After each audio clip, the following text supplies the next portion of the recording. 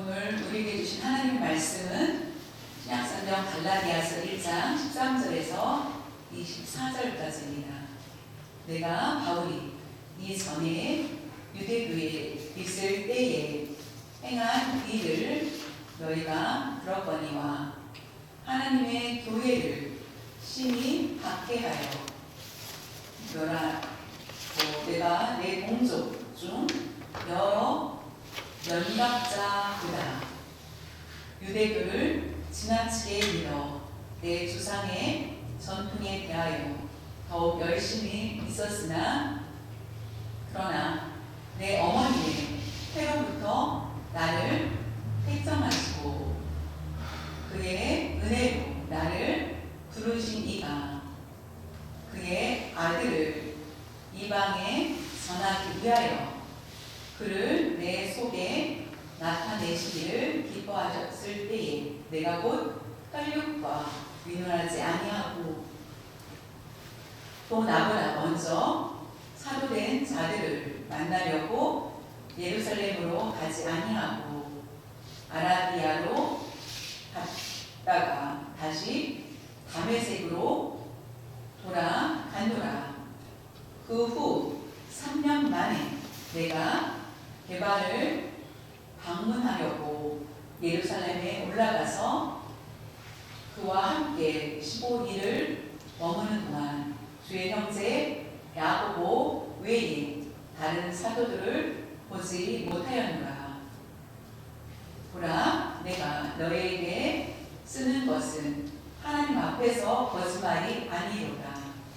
그 후에 내가 수리아와 길리기아 지방에 이르렀으나 그리스도 안에 있는 유대의 교회들이 나를 얼굴로는 알지 못하고 다만 우리를 박해하던 자가 전에 멸하라던 그 믿음을 지금 전한다 함을 듣고 나로 말미암아 하나님께 영광을 돌리기. 오늘 우리가 함께 읽은 본문 갈라디아서 1장 13절에서 24절 말씀 가지고 나눌 제목은 바울의 이야기입니다. 우리 함께 은혜 나누기를 원합니다. 바울의 이야기는 바울이 쓴 것이 아니라 다른 사람이 쓴 것이 아니라 바울이 직접 쓴 이야기입니다. 바울의 이야기는 뜻은 우리가 믿음으로 변화되어서 여러분이 스스로 이렇게 하십시오 이게 아니라 다른 사람이 에게 바울이 자신의 이야기를 들려주고 싶어 하는 것입니다. 바울의 이야기를 통하여서 우리가 이 자리에 앉은 성도님들에게 우리 각자에게 어떤 이야기를 우리에게 주고자 하는지, 그리고 바울의 이야기를 통하여서 우리도 바울의 이야기가 되어야 나의 이야기가 되어야 된다는 것을 말씀해 주고 있습니다. 바울은 자신에 대한 이야기를 3번 얘기합니다. 바울이 자신에 대해서 이야기를 3번 하고 또한 갈라디아에서 4번째로 이야기를 한 것을 볼 수 있습니다. 그렇다면 바울의 이야기라는 것은 어떤 것인지 우리가 살펴보면서 함께 보기를 원합니다.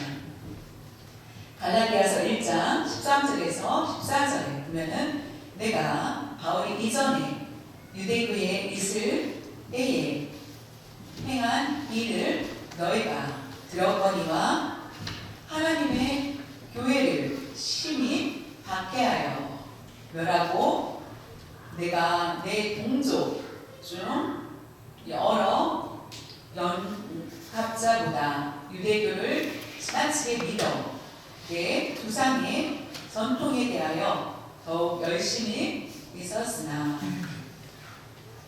다시 위로 가보면요, 내가 이전에 이것은 예수님을 믿기 전을 얘기합니다. 바울이 예수님을 만나기 전에 나는 이런 사람이었다 라는 것을 이야기하고 있습니다.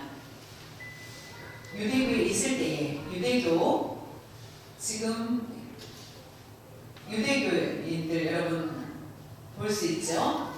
자신이 유대교를 믿었을 때에 내가 어떻게 행했는지, 내가 한 행동, 내가 한 일에 대해서 행한 일을 너희가 너무나 잘 알지 않았겠느냐. 내가 어떤 사람인지, 내가 어떤 일을 행했는지를 너무나 잘 알았을 것이다.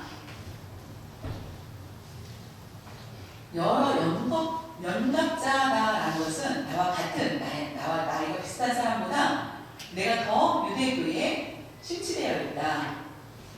내가 유대교를 지나치게 믿어 아주 열성 분자같이 열심히 있었다.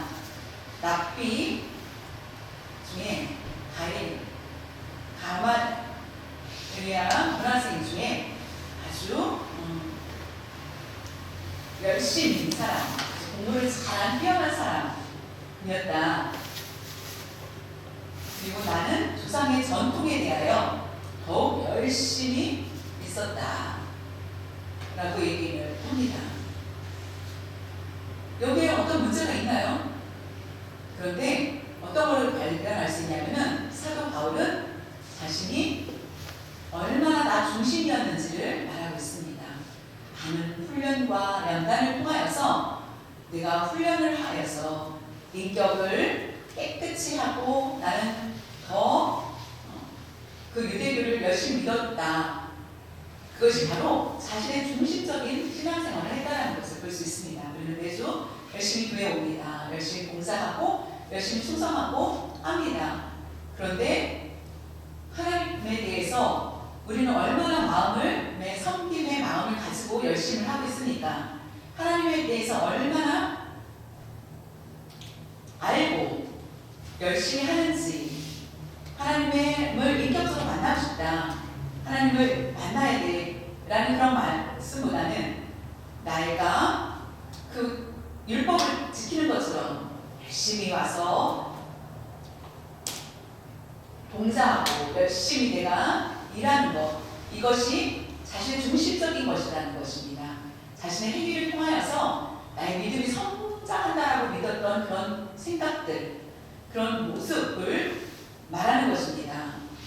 저와 여러분이 나 중심적인 그런 삶을 살고 있지 않습니까? 내가 많은 일들을 해서 내가 변화되고 있지 않나라고 생각을 하고 있지 않습니까? 그것은 바로 이단과 다를 바 없다라는 것입니다. 내가 훈련을 쌓아야만 내가 말씀을 배우고 말씀대로 훈련을 하고 내가 열심히 하는 것만이 나를 성장시킨다라고 생각을 한다면 이것은 자기중심적인 신앙이라는 것입니다. 하나님의 도움이 필요 없고 나 스스로 할 수 있다라고 생각하는 그런 모습이기 때문이죠. 바울은 말하기를 내가 유대교를 믿고 행했던 나의 모습, 내가 생각 없이 행했던 그런 일들, 그리고 하나님의 교회를 심히 박해하였던 나의 모습, 그리고 하나님의 교회를 없애려고 했던 내 모습, 나 자신을 봤을 때 너무나 부끄럽다는 것을 고백하는 것입니다. 하나님에 대한 마음 없이, 하나님을 믿고 사는 마음 없이 오직 율법에만 치우쳐 율법적인 그런 모습으로 신학을 연구하고 열심히 가르쳤지만, 그리고 예수 믿는 사람을 박해했던 자신이 하나님 없이 행했던 자신을 깨달았다는 것입니다. 다시 말하면 은혜를 알지 못하고 행했던 그런 자신이었다는 것입니다. 율법만 잘 지키고 율법대로 행했을 때에 내가 믿음이 성장하고 내가 의를 이룰 수 있다라고 생각하는 그런 모습, 그리고 교회가 세워지는 것을 보고 참을 수 없어 그들을 박해하고 멸하고자 했던 나, 그와 같은 괴수 중에 가장 우두머리였던 내가 얼마나 나쁜 사람인지, 내가 얼마나 부끄러운 자인지 그는 이것을 고백하는 것입니다. 저와 여러분은 어떻습니까? 하나님 앞에 여러분이 서 있다고 한다면 나의 중심으로 살았던 내 모습은 얼마나 부끄러운지, 여러분 나 중심적인 그런 모습들을 그렇게 살았던 것을 고백할 수 있기를 바랍니다.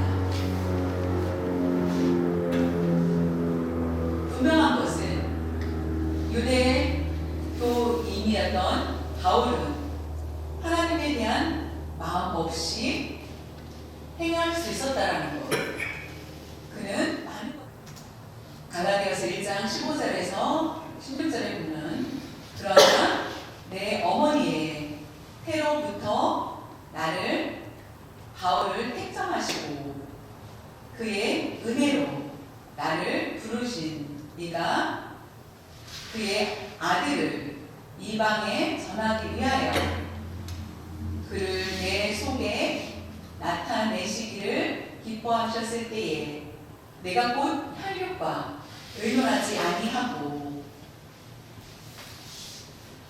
내 어머니의 태로부터라고 했습니다. 그러나 바울은 하나님에 대해서 관심 없고 오직 율법만을 가르치고 율법을 지키는 자였습니다. 그것을 자랑하고 랍비 밑에 자신은 많은 것을 배웠다라고 자랑하였지만은 그러나 바울은 이렇게 얘기합니다. 그러나 하나님께서 하나님 중심이 아닌 모습으로 살았던 내가, 하나님 관심 없었던 내가, 빈마음으로 살았던 내가, 그런데 그런 나를 여전히 하나님은 나를 지키고 계셨고 나를 보호하여 주셨다. 그 이유는 내가 어머니의 태로부터, 내가 어머니가 임신하기 전부터 하나님은 나를 선택하여 주셨고 택정하셨다.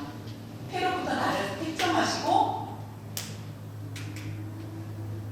내가 주의 말씀을 어기고 주를 핍박자였던 나를 돌봐주셨고 하나님은 그의 은혜로 나를 부르셨다는 것입니다.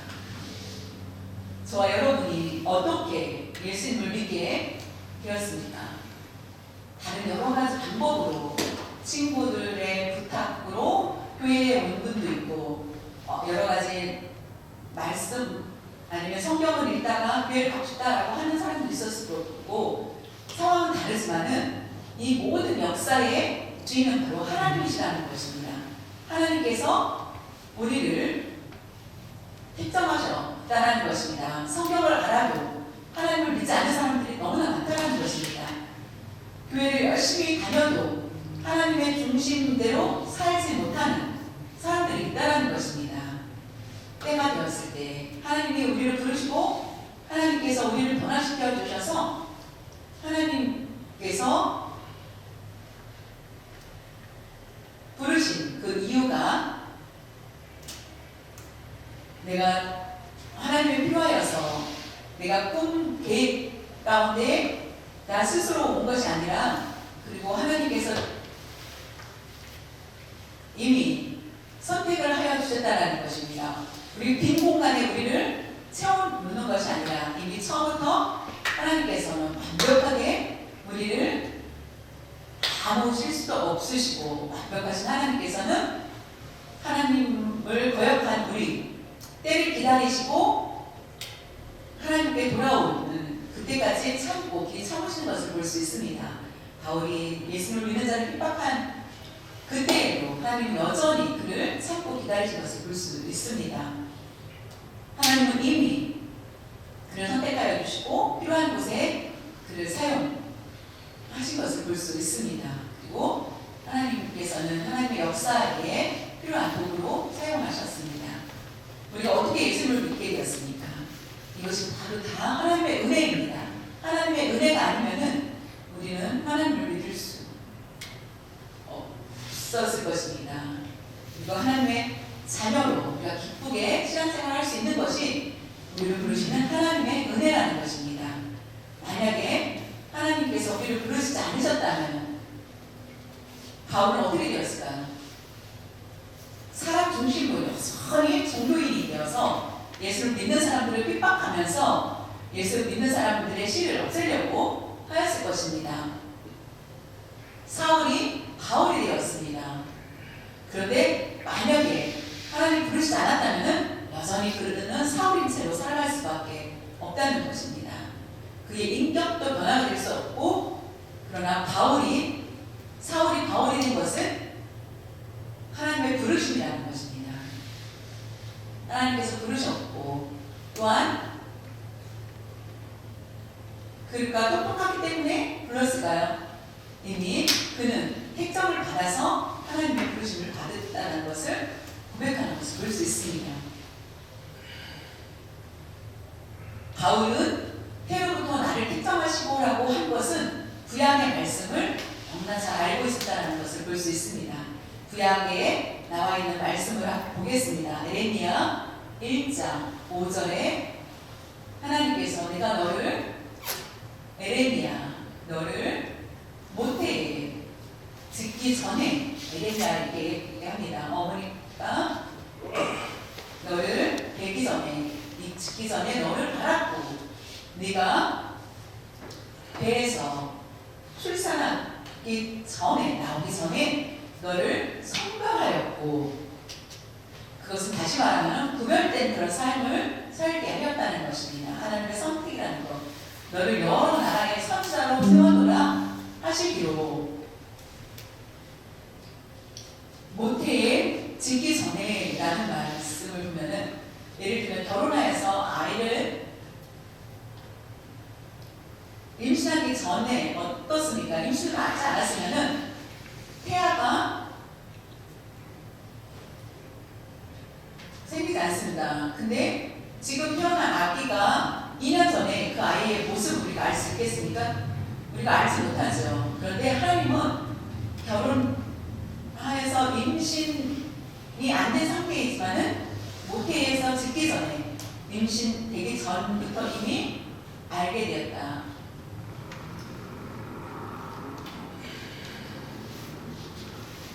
결혼하기 위해서 배우자감을 만나는 것, 그런 사진을 보여주면서 이 여자는 어떠니, 이 남자는 어떠냐라고 하면은 만나보고 알 수 있죠 라고 하는 것이 우리의 상식입니다. 그런데 하나님께서는 이미 우리가 모태에서 짓기 전에 생기기 전에 우리를 알았다. 우리를 선택하여 주셨다.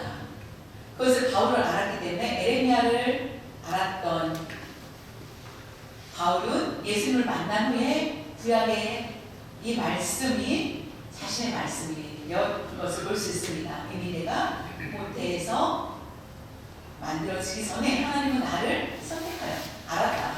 택정하여 주셨다는 것입니다.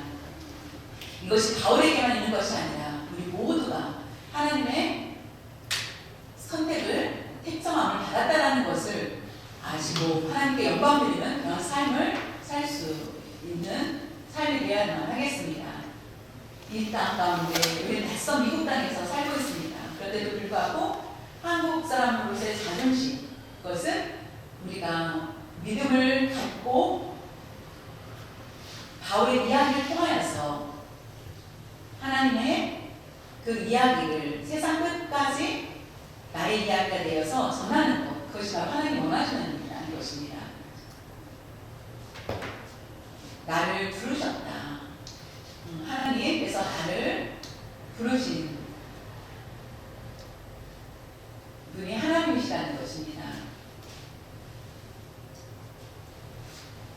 그의 아들을, 그것은 바로 예수 그리스도를 이방에 전하기 위하여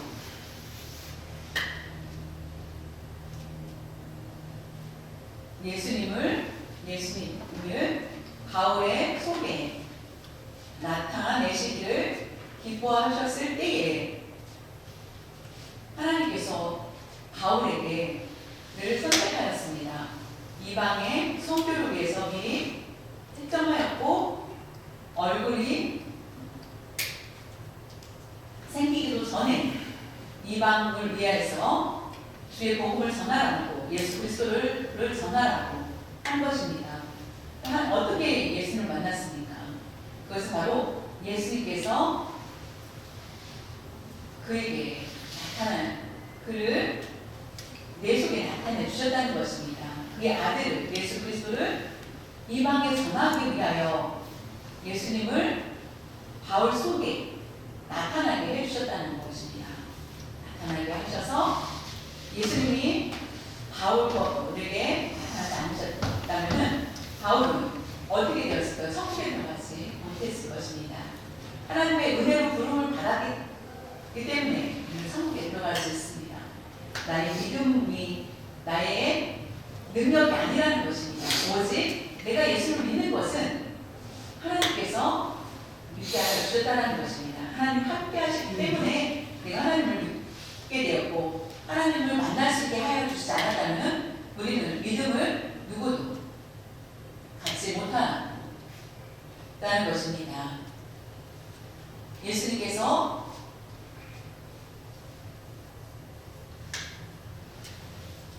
이 세상에 오신 것은 하나님께서 행하신 것이라는 것입니다. 우리가 예수를 믿게 된 것은 우리가 더 똑똑하기 때문에 우리를 만나주신 것이 아니라 우리의 인격 모든 것 보지 않으시고, 우리의 겉모습 보지 않으시고 우리를 만나주셨다는 것입니다. 노아인 우리를 내게 나타내 주셨다는 것입니다. 우리가 이 세상 가운데 잠시 살지만은 낯설고 어두운 가운데 가지 않고 천국에 갈 수 있도록 하여 주셨다는 것입니다. 우리가 예수를 믿게 된 것이 큰 축복과 은혜가 아닐 수 없습니다. 바울 속에 그것은 다시 말하면 바울이 다메섹으로 가면서 예수를 믿는 사람들을 잡으러 갈 때에 예수님을 만나신 것을 볼 수 있습니다. 그것이 바로 예수님께서 나타나신 것입니다. 그것을 기뻐하셨다라고 바로 말씀하고 있습니다. 그것은 곧 혈육과 의논하지 아니하고 예수님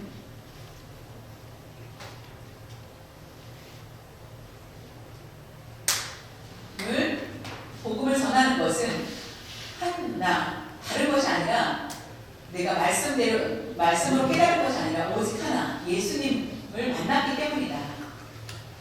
갈라디아서 1장 7절에 보면 또 나보다 먼저 사도된 자들을 만나려고 예루살렘으로 가지 아니하고 아라비아로 갔다가 다시 다메섹으로 돌아갔노라. 예수님을 만난 후에 그는 너무나 기뻤습니다. 예수님을 믿는 사람들,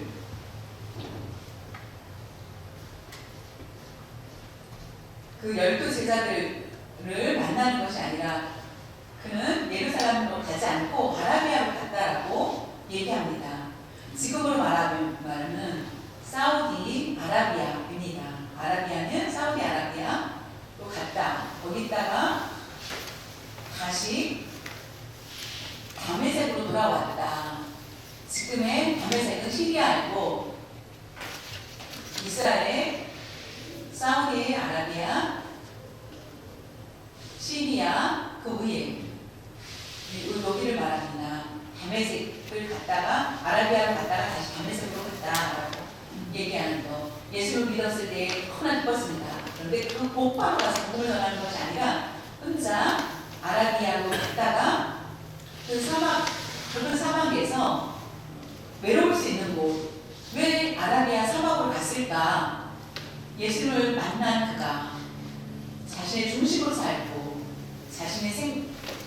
하나님과 교제하지 않고 율법만 지키고 율법대로 행했던 그가 나는 부족함이 없고 지식이 충분하다고 생각했던 내가 가지고 있던 모든 것이 별볼일 없는 내 삶과 그가 진짜 많구나라는 생각에 결국 예수님을 만난 바울은 아라비아로 갑니다. 아라비아는 외로운 곳이고 사막입니다. 근데 그곳에서 그는 하나님을 만나게 됩니다. 우리가 하나님 중심으로 살고는 있지 않습니까? 그것이 우리가 편안한 그런 하나님의 만남입니까? 우리가 예배를 드려도 하나님 중심이 아닌 인간 중심적인 예배는 드리고 있지 않는지 우리의 마음을 살펴봐야만 한다는 것입니다. 그렇다면 우리의 예배는 하나님께서 받는다는 것입니다. 우리 예배의 중심이 바로 하나님이 되어야 되고 하나님의 동행하심이 있어야만 된다는 것입니다. 예수님을 믿는 것 우리가 잘했다고 생각할 수 있겠지만은 우리의 중심이 우리를 어디로 향한 것인지 하는 지식을 쌓았던 바울은 예수님을 다메섹에서 만난 후 다시 아라비아로 가서 그는 3년 동안 묵상하며 하나님을 찬양하며 집중적으로 교제하는 그런 시간, 고독의 시간을 가졌다는 것입니다. 그 3년이라는 시간 동안을 그렇게 했다는 것입니다. 저희 여러분은 하나님 중심으로 살고 있는지 아니면은 우리는 나의 중심대로 살고 있는지. 우리 밥 먹을 때 여러분 기도 아주 잘합니다. 잘 때 기도합니다. 그것이 습관적인 기도입니까? 아니면 하나님과 교제하고 싶어서 나누는 깊이 있는 기도입니까? 하나님과 깊이 교제를 나눕니까? 운전하면서도 하나님을 생각하는 여러분이십니까? 여러분 아무 생각 없이 그냥 살지 마시길 바랍니다. 먹기 전에 기도하는 거 여러분 습관적인 기도입니다. 여러분 감사가 얼마나 넘쳐서 기도합니까? 여러분 고통이 있다면은 여러분 하나님 앞에 기도를 할 것입니다. 그러나 선히 지켜주신 하나님의 은혜가 너무나 감사해서 우리는 날마다 하나님과 깊이 교제하면서 기도를 하고 있지 않는지, 우리는 처음부터 날마다 어려운 문제든 기쁨이 있을 때든 행복하든 날마다 하나님 기도하는 그런 삶을 살아야만 된다는 것입니다. 이와 같이 바울도 자신을 고독 가운데 훈련하는 것을 볼 수 있습니다. 묵상의 시간을 가졌다는 것입니다. 우리도 날마다 하나님께 묵상하는 그런 시간들을 가질 필요가 반드시 있다는 것입니다.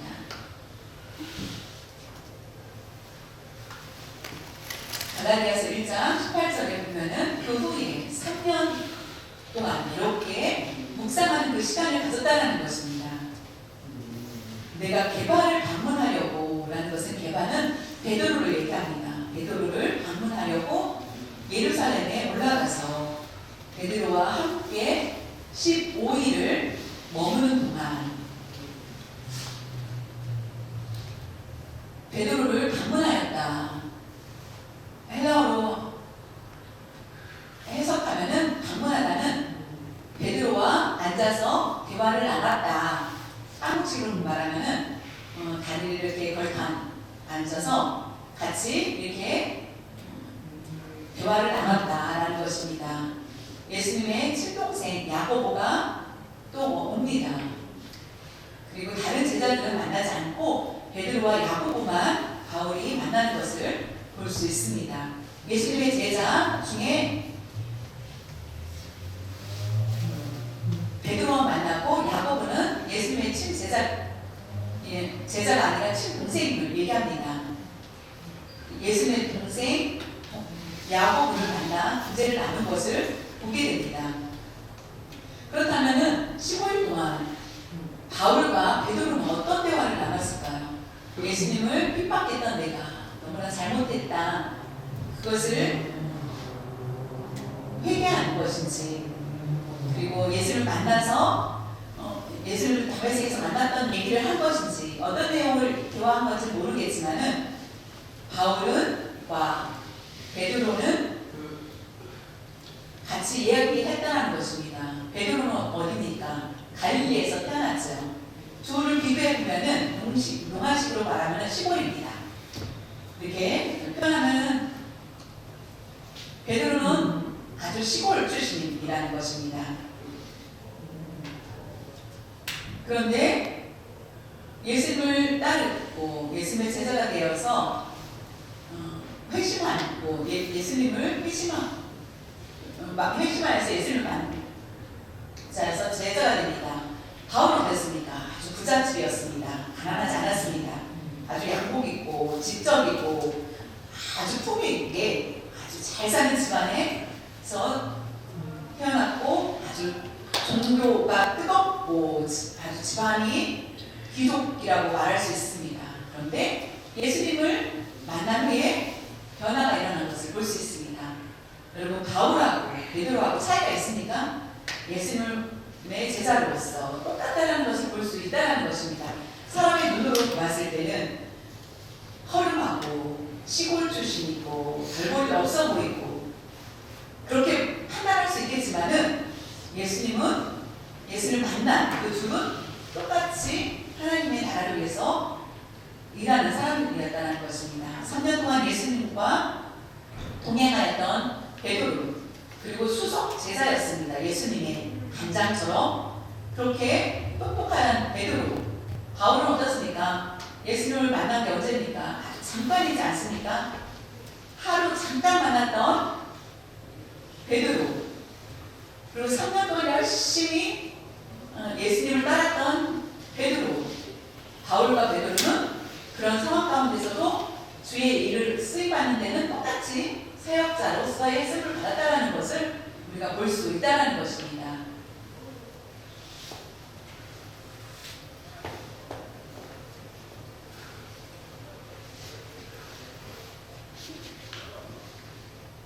바울은 예수님을 잠깐 만났는데 180도 순간적으로 완전히 변화되었습니다. 그 이유는 바로 하나님의 은혜로 말미암아 삼위일체 하나님의 역사를 통하여서 그는 완전히 변화되었던 것을 볼 수 있습니다. 성령의 인도하심 따라서 변화된 것을 볼 수 있습니다.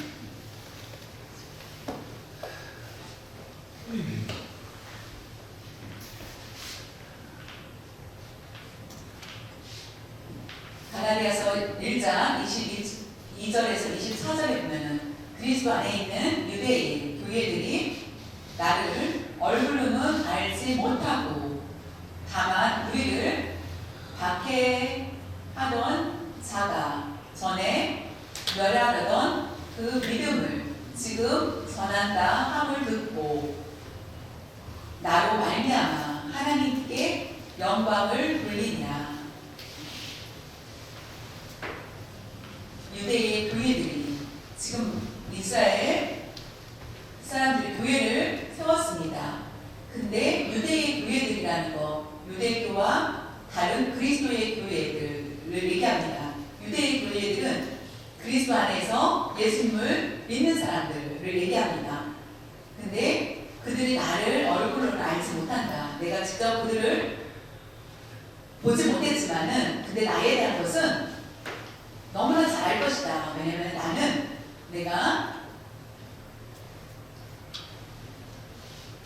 내가 그 그리스도 예수님을 믿는 자들이 모인 교회들을 박해하던 자가 전에 멸하려던 그 믿음을 너희들은 율법을 지켜야만 구원을 받고 유대교를 믿어야 된다. 예수님이 구원이 있는 것이 아니다라고 했던 내가 예수님을 믿으십시오. 예수님을 믿으면 구원을 받습니다. 라고 변화된 나의 모습, 그 모습으로 내가 복음을 전하는 사람이 되었다. 내가 핍박자였던, 예수님을 믿는 사람들을 박해하고 핍박했던 내가 그 말씀은 예수님을 전하는 자가 되었다는 것을 얘기하는 것입니다. 내 얼굴은 모르겠지만 내가 얼마나 핍박자였는지 박해자였는지 모든 사람은 나 사울에 대해서 이름을 알 것이다. 내 얼굴은 알지 못해도 나에 대한 것을 알 것이다. 그런데 내가 예수님을 믿고 복음에 대해서 예수 그리스도를 전하는 자가 되었다는 것을 통하여서 바울을 말미암아 나의 이런 모습이 오히려 하나님께 영광을 돌리게 되었다라는 것을 고백하는 것입니다. 사람들은 바울을 봤을 때 얼굴은 알지 못해도 그 사울이라는 이름은 알았고 그가 얼마나 무서운 자인지 알았지만 그가 예수를 만난 후에 변화되어서 예수님을 전하는 자가 되었다. 그래서 나 같은 자를 통하여서 하나님께 영광을 돌리게 되었다는 것을 고백하는 것입니다. 여러분, 갈라디아 교회에 이단들이 들어와서 바울이 전하는 것은 엉터리다. 그는 예수님의 제자가 아니다.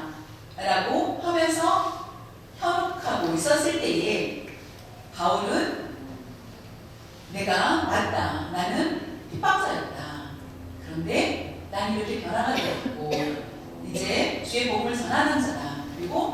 전도 여행을 통하여서 많은 교회들이 바울을 신뢰하였고 하나님께 영광을 돌리면서 결국 그 바울을 믿게 되었다는 것입니다. 바울이 전한 말씀을 믿게 되었다는 것입니다.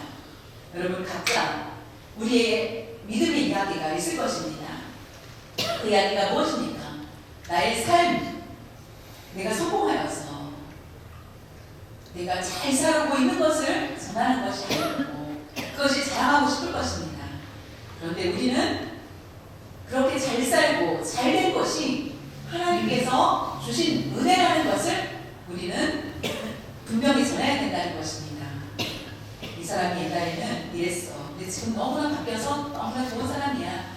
옛날에 과거는 안 좋았지만은 올해는 지금은 점점 좋은 일들을 더 많이 하였어. 얼마나 변화되는지 몰라 라는 얘기를 들어야 된다는 것입니다. 우리가 예수를 믿으면서도 예수님이 없는 것처럼 행한다면은 그것은 결코 올바른 모습이 아니라는 것입니다. 예수님을 믿으면서도 예수 그리스도만 열심히 전한다면은 내 이야기, 내 개인적인 말이 아니라 예수님을 전하는 그런 삶이 되어야 된다는 것입니다. 다시 말하면은 사울은 많은 사람들에게 두려운 존재였습니다. 예수를 믿는 사람들에게는 두려운 존재였습니다. 근데 바울이 되었습니다. 그가 이렇게 변화된 것은 하나님의 은혜로 변화되었고 여전히 우리를 지켜주는 그런 것처럼 바울을 변화시킨 주님께서 여전히 우리를 변화시켜 주신다는 것입니다. 나의 중심대로 살 때에도 여전히 나를 보호하여 주시고 나를 지켜 보고 계시다는 것입니다. 그것은 나를 태초전에 이미 특정하셨기 때문에 나를 떠나지 않으시고 임마누엘이 되셔서 나와 함께하여 주신다는 것입니다. 여전히 우리와 동행하여 주시고 아픔과 고통, 눈물을 지켜주신다는 것입니다. 하나님은 여전히 지금도 우리를 지켜주고 계십니다. 하나님은 우리의 죄악도 여전히 알고 계십니다. 그것은 하나님께서 우리가 필요하시기 때문에 우리를 큰 그릇으로 사용하기 위해서 하나님의 영광을 위해서 하나님 우리를 여전히 지키시고 우리와 동행하여 주신다는 것입니다. 예수를 믿는다면 우리는 구원을 받게 되고 그것이 하나님께서 우리에게 주신 큰 은혜입니다. 그 은혜를 품고 하나님의 주신 그 은혜를 사람들에게 흘려 보내고 나의 이야기가 예수 그리스도의 복음의 이야기를 전하는 그런 삶이 넘쳐나고 이를 간절히 바랍니다.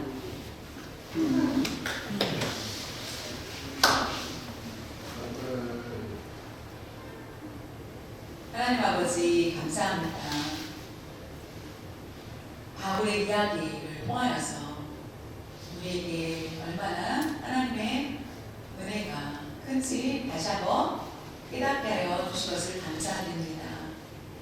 하나님의 은혜가 적다. 나에게 이렇게 어려움이 많은지 불평하고 안타까워하며 섭섭해하며 탄식하는 우리의 모습이 있었습니다. 그런 가운데 여전히 주님은 우리를 떠난 적이 없고 오히려 우리와 함께 하여 주셨다는 것을 오늘 말씀을 통하여서 우리에게 깨닫게 하여 주셨습니다. 우리를 선택하여 주시고 거룩한 사람이 되게 하여 주셨습니다. 우리가 어디를 가든지 하나님의 이야기를 전하는 자가 되기를 원하시고 기대하고 계십니다. 또한 내가 예수님을 믿게 된 것도 하나님의 은혜임을 생각하며 감사하게 하여 주시옵소서. 하나님 아버지 아직도 우리가 하나님 중심으로 살지 못하고 사람 중심, 나 중심적인 그런 모습이 있다면 주님 공리를 여겨 주시옵소서. 하나님의 계획을 따라 하나님의 뜻대로 사는 수 있는 저희들 될 수 있도록 도와주시옵소서. 버리신 것이 아니라 하나님이 날마다 나와 함께 하신다는 것을 확실히 믿고 의지하면서 주님이 다시 오시는 그날까지 믿음 생활 잘하여서 하나님께 영광 돌리는 저희들 될 수 있게 해주시고 나의 이야기를 세상에 전할 수 있는 저희들 될 수 있도록 도와주시옵소서. 감사드리며 주 예수님의 이름으로 기도하옵나이다.